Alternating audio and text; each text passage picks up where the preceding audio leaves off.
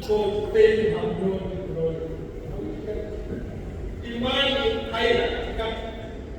It is either or.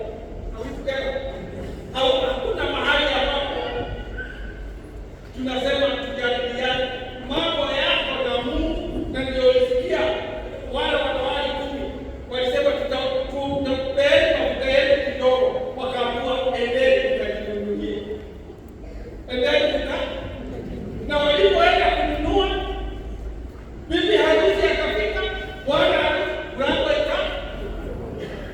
Leo tunapoonyeshwa mwana kondoo ndio huyu, hakuna mwana kondoo. Mwana kondoo ni mmoja ambaye ni mwana kondoo wa Kristo. Na kwa hiyo siku ya leo Kristo anatuita, na ndio unaona hata John mwenyewe atakufa kwa sababu ya kusimama imara katika imani yake, kusimama imara katika ukweli wake. You cannot remain neutral in matters of faith.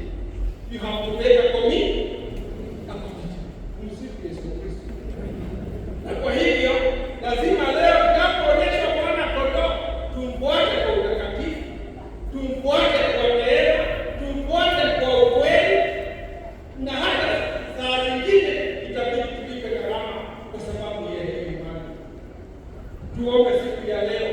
John ametuonyesha, John amemaliza kazi yake, na ndio maana anasema mimi lazima nipungue ndiposa yeye aweze kuinuliwa, sababu ametuonyesha tumfuate huyu Kristo.